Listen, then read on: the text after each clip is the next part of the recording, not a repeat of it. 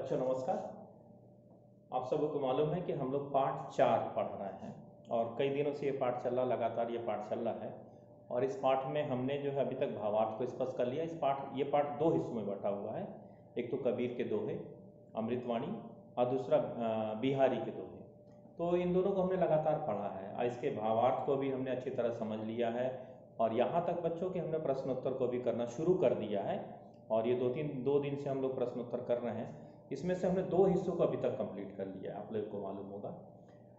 पहला हिस्सा है जिसमें हमने अति लघुत्तरीय एक वाक्य में उत्तर देना था, उसको पूरा किया था। और दूसरा जो है लघुत्तरीय 2-3 वाक्यों में उसका उत्तर दे सकते थे, तो उसको हमने कंप्लीट कर लिया है। बच्चों आज आप सभी लोग तैयार हो जाइए। मुझे लगता है कि आप तो पूरी तैयारी के साथ आप बैठे हुए हैं।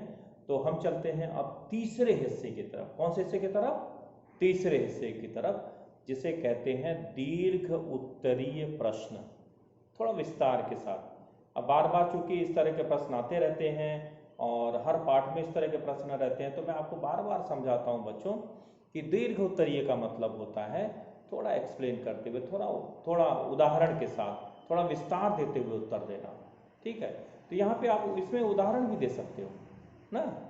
तो कुछ उदाहरण दीजिए, कुछ एक्सप्लेन कीजिए और इस तरह से आप जो है 60-70 शब्दों में दीर्घ उत्तरीय प्रश्नों को हल कर सकते हो ना। तो आप सभी तैयार हैं?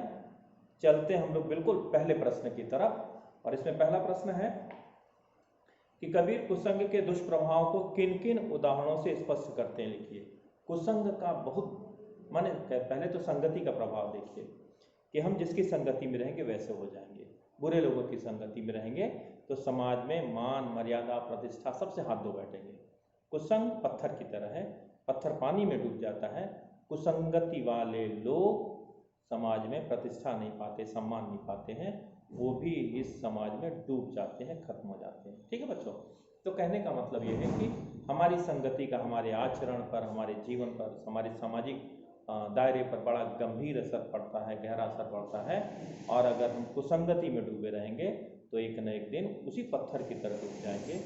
ठीक है, तो इसलिए हमें कुसंगति से बचना चाहिए, अच्छे आचरण, अच्छे लोगों के साथ रहने की कोशिश करनी चाहिए। और जब अच्छे लोगों के साथ रहने की कोशिश करेंगे तो स्वाभाविक है कि वो अच्छाइयाँ हमारे जीवन में उतरती जाएगी, हमारे आचरण में उतरती जाएगी, जिससे हमारा मान सम्मान बढ़ेगा और समाज में, देश में हमें प्रतिष्ठा प्राप्त होगी। डूबने का मतलब यही है, कलंकित होना, बदनाम होना। ठीक है, कोई आपको बुरा कहे तो ये डूबना है। पत्थर जिस तरह से डूबता है उस तरह से हमारा नाम, हमारा यश, हमारी कीर्ति डूब जाती है। तो बहुत सारे उदाहरण आप दे सकते हो। अच्छे परिवार में जन्म लेने के बाद भी बुरा काम करते हैं, बुरे लोगों के साथ रहते हैं। ठीक है, और जो लोग बुराई में लगातार बुरे कर्मों की तरफ आगे बढ़ते रहते हैं तो समाज उन्हें कभी भी अच्छा नहीं मानता है। ठीक, तो ये हो गया पहले प्रश्न का उत्तर।